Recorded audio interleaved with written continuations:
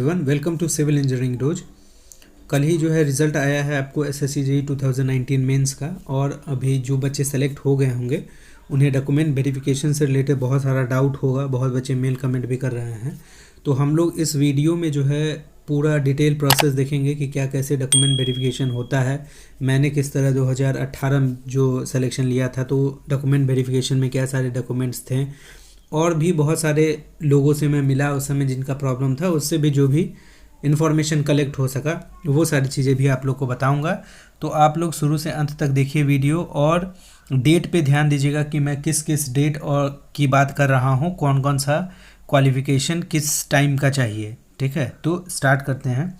सबसे पहले ये 2019 का ही मैं नोटिफिकेशन निकाल के रखा हूँ जो आया था उस टाइम, और इसका जो लास्ट डेट ऑफ एप्लीकेशन था वो आपका था 12 सितंबर। ठीक है, 12 सितंबर लास्ट डेट था एप्लीकेशन का 2019 में।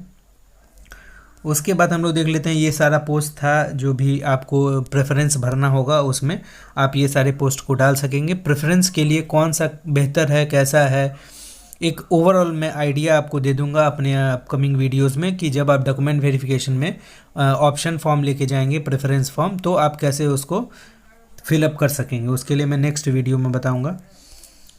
एक इम्पॉर्टेंट चीज़ जो एज है, एज लिमिट जो दिया गया है इसमें 2019 के लिए, वो एज लिमिट जो है 1 जनवरी 2020 का दिया गया था।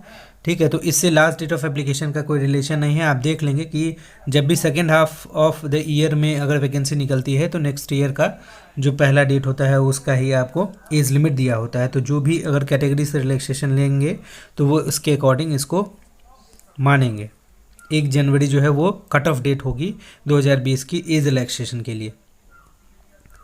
और डेट ऑफ बर्थ के लिए जो है, मतलब डेट ऑफ बर्थ जो हम लोग देते हैं जो वेरीफाई होता है, उसमें जो है आपका मैट्रिक का सर्टिफिकेट या बर्थ सर्टिफिकेट जो होता है वो proof of date of birth के लिए आपका माना जाता है। ठीक है, तो आप उसको लेके जाएं और ये चीज़ तय कर लें कि वो सही हो, क्योंकि डेट ऑफ बर्थ में कोई जो है चेंज नहीं होता है, क्योंकि एज क्राइटेरिया से आपको फिर बाहर भी किया जा सकता है। इसीलिए डेट ऑफ बर्थ जो 10th बोर्ड का होता है उसमें उसको सही से देख के जाएं।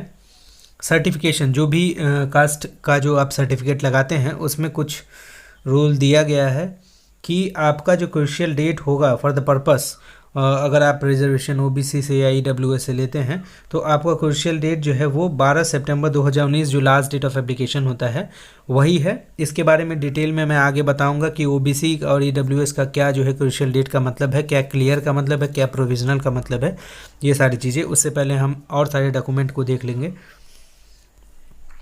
फिर आगे जो हम लोग देख लेते हैं essential education qualification and experience. ये भी एक मैंडेटरी चीज़ है। बहुत लोगों का क्या होता है कि वो अपीयरिंग में होते हैं और एग्ज़ाम एज ए टेस्ट देने चले जाते हैं, लेकिन उनका अगर सिलेक्शन फाइनल होता भी है तो उन्हें जॉब नहीं मिल सकता है। ठीक है, तो इन बातों का ध्यान रखेंगे। और अगर आपके पास एजुकेशन क्वालिफिकेशन के लिए क्या है, अगर आपके पास अगर आप डिग्री कर रहे हों या डिप्लोमा कर रहे हों, तो डिप्लोमा के केस में क्या हो जाता है कि आपको कुछ डिपार्टमेंट्स में एक्सपीरियंस भी चाहिए होता है। तो अगर आप प्रेफरेंस फॉर्म में जैसे बीआरओ और एमईएस में एक्सपीरियंस मांगा जाता है, तो अगर आप उसको प्रेफरेंस में डालते हैं तो आपके पास अगर टू ईयर्स का एक्सपीरियंस है तभी आप उस पोस्ट को ले सकते हैं। अगर नहीं है तो जिसमें एक्सपीरियंस नहीं मांगा गया है उसी के लिए आप एलिजिबल होंगे। तो 1 जनवरी 2020 जो है वो एसेंशियल एजुकेशन क्वालिफिकेशन के लिए भी दिया गया है और एक्सपीरियंस के लिए भी। आपको ध्यान ये देना है कि डिग्री और डिप्लोमा में कि आपका जो रिज़ल्ट हो, फाइनल रिज़ल्ट जो हो, या जो 8 सेमेस्टर का होता है रिज़ल्ट या 6 सेमेस्टर का डिप्लोमा का जो रिज़ल्ट होता है वो आपका 1 जनवरी 2020 से आ जाना चाहिए। या तो आपके पास फाइनल मार्कशीट होना चाहिए, या तो आपके पास प्रोविजनल डिग्री होना चाहिए, या फाइनल डिग्री होना चाहिए। अगर ये 3 में से आपका जो है वो 1 जनवरी 2020 से पहले का है तो आप एलिजिबल हैं, कोई दिक्कत नहीं है। लेकिन अगर फाइनल रिज़ल्ट आपका इसके बाद का है तो आप एलिजिबल नहीं हैं। उसी तरह एक्सपीरियंस में भी 2 ईयर एक्सपीरियंस जो आपका काउंट होगा after passing out of diploma, वो आपका जो एक्सपीरियंस सर्टिफिकेट होगा वो 1 जनवरी 2020 को 2 ईयर्स एक्सपीरियंस पूरा हो जाना चाहिए आपका। वही लोग जो डिप्लोमा वाले पोस्ट के लिए जो एक्सपीरियंस चाहिए वो एलिजिबल होंगे। ठीक है, तो इस चीज़ को ध्यान रखिए। एक्सपीरियंस में भी आप कहीं का एक्सपीरियंस नहीं लगा सकते हैं।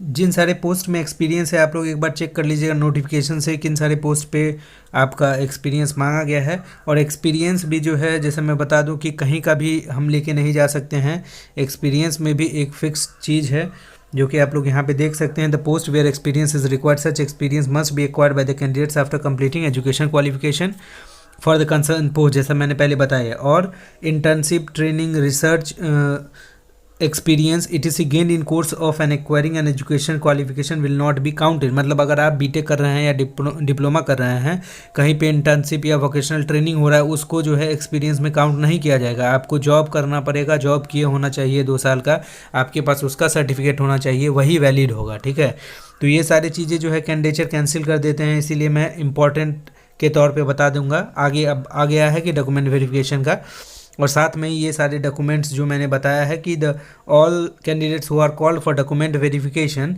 Will be required to produce relevant certificate in original such as marksheet, provisional degree या diploma certificate as per proof of having minimum education qualification या experience on or before 1 January जो है 2020 से पहले का आपका होना चाहिए।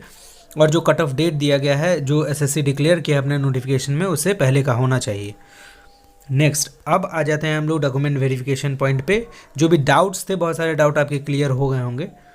डॉक्यूमेंट वेरिफिकेशन पॉइंट पे हम लोग आ जाएं तो उसमें क्या है कि आपको जितने भी डॉक्यूमेंट हैं, ऐसे बोला जाता है कि 1 कॉपी से काम हो जाता है, लेकिन आप 2 कॉपी जो है डॉक्यूमेंट का ज़रूर से रख लें अपने पास, जेरोक्स रख लें, और ओरिजिनल तो आपको सारा लेके जाना ही है। तो पहला पॉइंट में यही बोला जा रहा है कि आपको फ़ोटो कॉपी रखना है और ओरिजिनल रखना है। मैं 2 कॉपी बोल रहा हूँ इसलिए क्योंकि आपको बाद में भी जब आप डिपार्टमेंट में जाएंगे तो आपको डॉक्यूमेंट वगैरह भेजना होता है, तो उसके लिए भी सेफ्टी पॉइंट ऑफ व्यू से आप लोग 2 कॉपी लेके जाइए और 1 ओरिजिनल जो अपना आपका ओरिजिनल डॉक्यूमेंट है वो लेके जाइए।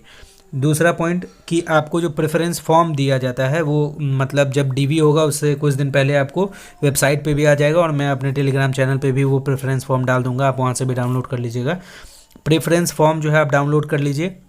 प्रेफरेंस कैसे डिसाइड करना है वो सारी चीज़ें मैं बताऊँगा बाद में। फिर आगे जो आपको वोटर मतलब फ़ोटो आईडी कार्ड चाहिए, ठीक है, साथ में ही पासपोर्ट साइज़ फ़ोटो बोला गया है 2, लेकिन मैं बोलूँगा कि आप एक सेट निकलवा लीजिए, 16 जो सेट आता है एक फ़ोटोग्राफ का। ये क्या है कि आप जितने डीवी में जाएंगे, उसके बाद जब डिपार्टमेंट में जाएंगे, ज्वाइनिंग में जाएंगे, तो सेम फ़ोटो होगी तो अच्छा होगा। ठीक है, तो आप एक सेट निकलवा के रख लें और साथ में रखिए पासपोर्ट साइज़ फ़ोटो का।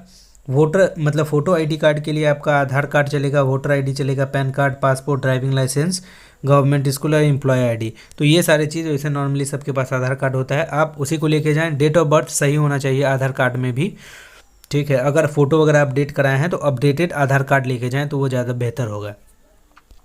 जो चीज़ें आपको सबमिट करनी होती है, और उसमें मैट्रिकुलेशन सर्टिफिकेट जहाँ से वो लोग डेट ऑफ बर्थ मैच करते हैं, तो आप लोग 10th का सर्टिफिकेट लेके जाएं। जो मार्कशीट होता है वो सीबीएसई वालों को सेम ही मिलता है, उसी में मार्कशीट भी होता है और सर्टिफिकेट भी होता है, तो उनका वही वैलिड होगा। और जिन दूसरे बोर्ड से दिए हैं तो आपके मार्कशीट के साथ सर्टिफिकेट भी मिलता है, पासिंग सर्टिफिकेट, आप उसको भी लेके जाएं। 12th का भी सेम मार्कशीट और पासिंग सर्टिफिकेट लेके जाएं।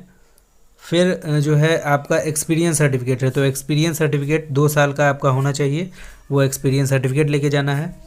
साथ में कास्ट और कैटेगरी सर्टिफिकेट जो है, जो ओबीसी या एससी एसटी या ईडब्ल्यूएस, ये 3 कैटेगरी, इसका जो है आपका क्या करना है, कास्ट और ये जो एसएससी का फॉर्मेट होता है, सेंट्रल वाला फॉर्मेट जो एसएससी के वेबसाइट पे भी होगा और मैंने अपने टेलीग्राम चैनल पे भी डाला है, आपका अगर उस फॉर्मेट पे और before the last date of application अगर वो है तो बहुत बेहतर है, बेस्ट है। उस केस में क्या होगा कि आपको क्लियर स्टेटस दे दिया जाएगा वहाँ एसएससी के द्वारा। अगर उसका उसके बाद में होता है तो आपको प्रोविज़नल लिख दिया जाता है वहाँ पे। प्रोविज़नल का कोई इशू नहीं है, लेकिन जब ही प्रोविज़नल वर्ड है तो थोड़ा सा संदेह हो जाता है लोगों को। तो प्रोविज़नल उन लोगों का किया जाता है जिनका after the last date of application जो अगर सर्टिफिकेट बना हुआ होता है तो उन्हें प्रोविज़नल कर दिया जाता है। उसका कोई इशू नहीं है, लेकिन थोड़ा सा डिले पॉइंट ऑफ व्यू से हम लोग देख सकते हैं कि कुछ डिपार्टमेंट में ऐसा हुआ था कि एसएससी के द्वारा वापस क्लैरिफिकेशन मांगा गया कि ऐसे ऐसे जो है इनका बाद का है, या ईडब्ल्यूएस का जो है फाइनेंशियल ईयर जो है वो 2021 का दे दिया गया था 2018 बैच में। तो बाद में क्लैरिफिकेशन आया कि आप लेटेस्ट वाला जो है वो भी अलाउ कर सकते हैं, और फाइनली डिपार्टमेंट ने ज्वाइनिंग दे दी थी सबको। ठीक है, तो कोई इशू नहीं है इस चीज़ का, लेकिन आप कोशिश करें कि जिस फाइनेंशियल ईयर का मांगा जा रहा है आप उसको लेके जाएं और क्लियर स्टेटस वहाँ पे लिखवा के आएँ। इस वाले केस में क्या होता है कि बहुत बच्चे के पास स्टेट का होता है, ठीक है। तो अगर आपके पास स्टेट का भी है, जिस भी ईयर का है, कोशिश कीजिए कि 2019 ईयर का या 18 ईयर का हो तो बहुत बढ़िया है। मतलब सेंट्रल में या स्टेट का आपके पास सर्टिफिकेट है तो आप उसको ही लेके जाएं। और लेटेस्ट वाला जो फॉर्मेट है एसएससी का 2019 के नोटिफिकेशन में जो ओबीसी या एससी एसटी या ईडब्ल्यूएस सर्टिफिकेट जो है, एससी एसटी का क्या है कि पहले का भी चलेगा, कोई दिक्कत नहीं है उनमें। ओबीसी और ईडब्ल्यूएस में क्योंकि क्रीमी और नॉन क्रीमी लेयर का होता है और फाइनेंशियली देखा जाता है, तो इसलिए उनका अपडेटेड होना चाहिए, ठीक है। तो जिनके पास लेटेस्ट वाला नहीं है, मतलब जो नोटिफिकेशन का रिक्वायरमेंट है उसके बाद का है, तो वो भी सही है। नहीं तो आप लेटेस्ट वाला बनवा के साथ में ज़रूर से रख लें उसको। और पहले 2019 से पहले का जो आपका सर्टिफिकेट है उसी को वहाँ प्रोड्यूस करें। अगर कोई इशू आता है तो आप लेटेस्ट वाला भी डलवा सकते हैं। और अगर आप पहले का डालते हैं तो इससे यही बेनिफिट होती है कि अगर वो एक्सेप्ट कर लेते हैं तो आपको क्लियर स्टेटस वहाँ दे देते हैं, फिर आगे कोई दिक्कत नहीं होता है। डॉक्यूमेंट जो चेक होता है वो प्रॉपर हर एक जो डिस्ट्रिक्ट से जहाँ से इशू होता है, हर एक डिपार्टमेंट, हर एक बच्चे का, भले वो क्लियर हो या प्रोविज़नल हो, सबका डॉक्यूमेंट चेक होता है, इसलिए कोई दिक्कत की बात नहीं है इसमें। आगे हम लोग आ जाते हैं, जो सबसे मेजर इशू होता है वो मैं बता दिया। ईडब्ल्यूएस के लिए 2019 और 20 का जिनके पास फाइनेंशियल ईयर का है वो सही है, लेटेस्ट वाला है, आप वो भी ले जा सकते हैं, कोई प्रॉब्लम नहीं है इसमें। मैं इसके रिगार्डिंग क्लैरिफिकेशन भी अपने टेलीग्राम ग्रुप पे डाला था, 2018 का जो प्रॉब्लम हुआ था उसके रिगार्डिंग, तो आप लोग टेलीग्राम चैनल पे भी जाके उस क्लैरिफिकेशन को दे सकते हैं, जिससे आपको भरोसा हो जाएगा कि लेटेस्ट वाला भी जो है वो अलाउड होता है। 2018 एसएससी जेईई में किया गया था, आगे भी करना चाहिए, कोई मतलब इसमें इशू नहीं होना चाहिए। लेकिन आप लोग कोशिश करें कि सर्टिफिकेट जो नेक्स्ट भी बच्चे जो एग्ज़ाम वगैरह दिए हैं एसएससी का, वो लोग जब भी फॉर्म आए उससे पहले ये सारे सर्टिफिकेट्स को रेडी कर लें, जो कि आफ्टर सिलेक्शन हमें ये दिक्कत ना हो, ठीक है। इसके बाद क्या है कि आपका जो डिसेबिलिटी है, जो फॉर्मेट दिया गया है उसमें आप लेके जाएं। जो एक सर्विसमैन है वो अपने फॉर्मेट पे लेके जाएं। एनओसी चाहिए, अगर आप किसी भी गवर्नमेंट जॉब में हैं तो आपको एनओसी लेके जाना पड़ेगा डॉक्यूमेंट वेरिफिकेशन के टाइम में, ठीक है। इसमें कुछ दिया गया है कि अगर किसी का नेम में या कोई डेटा में अगर दिक्कत है, या अगर नेम वगैरह में प्रॉब्लम आ गया है ओरिजिनल सर्टिफिकेट में, या आप जब एसएससी का फॉर्म फिल कर रहे थे उसमें कुछ एरर आ गया है, तो आप एफिडेविट बनवा लें फर्स्ट क्लास एग्जीक्यूटिव मजिस्ट्रेट से। उसमें भी क्या है कि आपको अपने डिस्ट्रिक्ट से बनाना होगा, क्योंकि जब भी हम फर्स्ट क्लास एग्जीक्यूटिव मजिस्ट्रेट से बनाते हैं तो अपने डिस्ट्रिक्ट का ही होना चाहिए, तभी वो वैलिड मांगेंगे, ठीक है। तो वो ये जितने सारे डॉक्यूमेंट्स थे, आप ये सारे डॉक्यूमेंट्स को रेडी करें। आपके पास एसएससी का अगर पहले का एडमिट कार्ड वगैरह नहीं है तो कोई दिक्कत नहीं है उसका। ये कुछ फॉर्मेट है एससी एसटी ओबीसी और ईडब्ल्यूएस का, वो हम लोग देख लेते हैं कि इसमें जो है आपका ये एसएससी के वेबसाइट पे भी दिया गया है, नोटिफिकेशन में भी है। ये सारे ऑथोरिटीज़ जो हैं इससे आप जो है बनवा के रख सकते हैं अपना जो भी कास्ट सर्टिफिकेट है। उसमें भी जो है मेंशन तमिलनाडु के लिए कर दिया गया है कि किन से आपको होना चाहिए। ये आपका जो है ईडब्ल्यूएस सर्टिफिकेट है। करीब करीब फॉर्मेट हर एक जगह सेम ही होता है। Government of India, central government का जो है आपका ये होना चाहिए, वो बेहतर है। और अगर आपके पास स्टेट का भी है तो आप लेटेस्ट में जो है सेंट्रल वाला बनवा के ज़रूर से इसको रख लें। इशूइंग अथॉरिटी आपका सारा डिजिग्नेशन दिया हुआ है, वो सारे से ही आपका जो है इशू होना चाहिए ये सारे सर्टिफिकेट्स। ओबीसी में भी थोड़ा सा अपडेटेड 2020 वाले नोटिफिकेशन में किया था, लेकिन आप कोशिश करें 2019 का ही लेके जाएं, वो ज़्यादा बेहतर होगा। और जो भी रिजोल्यूशन वगैरह अगर आपके जिस भी फॉर्मेट में है, अगर रिजोल्यूशन वगैरह सब सेम लिखा हुआ है तो कोई इशू नहीं है, आप लेके जा सकते हैं। लेकिन सेंट्रल वाले फॉर्मेट में वो होना चाहिए, सेंट्रल के लिए वो वैलिड होना चाहिए, ठीक है। और स्टेट वाला जो अगर आपके पास नहीं है तो आप बनवा लीजिए, और जाते टाइम स्टेट वाला भी लेके जाएं ज़रूर से। ये जो है मैं जब वेरिफिकेशन कराने गया था तो जो रीजनल ऑफिस है वहाँ जो दिल्ली में, उसके बाहर ये लगा था, उसका एक फ़ोटो था मेरे पास, तो वो मैं दिखा दे रहा हूँ कि 10th का सर्टिफिकेट, मार्कशीट, 12th का सर्टिफिकेट, मार्कशीट, फिर से आपका डिग्री जो भी आप डिप्लोमा किए हों या डिग्री किए हों, वो प्रेफरेंस फॉर्म होना चाहिए, आपका साइन वगैरह किया होना चाहिए, कम्युनिटी का सर्टिफिकेट होना चाहिए, फ़ोटो, आइडेंटिटी कार्ड, आधार कार्ड, ये सब होना चाहिए। फ़ोटो वगैरह होता है वो सब आपको लेके जाना होता है, और ओरिजिनल डॉक्यूमेंट लेके ही जाना पड़ेगा। ऐसा नहीं है जेरोक्स है या कॉलेज में पड़ा हुआ है, अगर कहीं भी है तो आपको सारे डॉक्यूमेंट्स को लेके जाना होगा। और जो कैंडिडेट्स लेके जाएंगे उसमें लिख दिया गया है कि आप अपने रोल नंबर और मोबाइल नंबर को जरूर से सारे जेरोक्स वाले कॉपी में लिख के जाएं, ऐसा उस टाइम बोल दिया गया था। वो आपको इंस्ट्रक्शन जब कॉल लेटर आएगा तो आपको मिल जाएगा। और जब आपका डॉक्यूमेंट वेरिफिकेशन पूरा हो जाएगा उसके बाद आपको इस तरह का, जैसा मुझे मिला था फॉर्मेट, वो इस तरह का आपका फॉर्मेट मिलेगा जिसमें कि नाम, रोल नंबर और ये डेटा सारा आपका लिखा रहता है बीटेक सिविल से, और जिस जिस पोस्ट के लिए आप क्वालिफाई हुए थे वो सारा लिखा था। और मैंने जो पोस्ट प्रेफरेंस भरा था वो यहाँ पे लिखा है वो प्रेफरेंस को, और मेरा जो है क्लियर स्टेटस था, कोई प्रॉब्लम नहीं था उसमें। उसके बाद जो है प्रोविज़नल में भी कोई इशू नहीं है, वो आप इशू ना बनाएं उस चीज़ का। और साथ में ही आपका जो भी सर्टिफिकेट आप दे रहे हैं उसमें डेट वगैरह लिखा रहता है कि 10th का कब है, आप डिग्री कब पास किए हैं, ऐसा ये सारा सर्टिफिकेट लिखा रहता है। तो ये मैंने पूरा आपको डॉक्यूमेंट वेरिफिकेशन का प्रोसेस बता दिया है। एसएससी में जो डॉक्यूमेंट वेरिफिकेशन होता है वो जेई हो, सीजीएल हो, सीएचएसएल कोई भी हो, वो यही प्रोसेस है आपका। आप इसी प्रोसेस के तहत सारे डॉक्यूमेंट्स को रेडी कर लें। कोई भी डाउट हो मेल करके पूछ लें, टेलीग्राम चैनल पे पूछ लें, यूट्यूब पे कमेंट करके पूछ लें। और ये सारे इन्फॉर्मेशन आपको सही लगे, इन्फॉर्मेटिव लगे तो आप चैनल सब्सक्राइब कर लीजिए, वीडियो लाइक कीजिए। Thank you.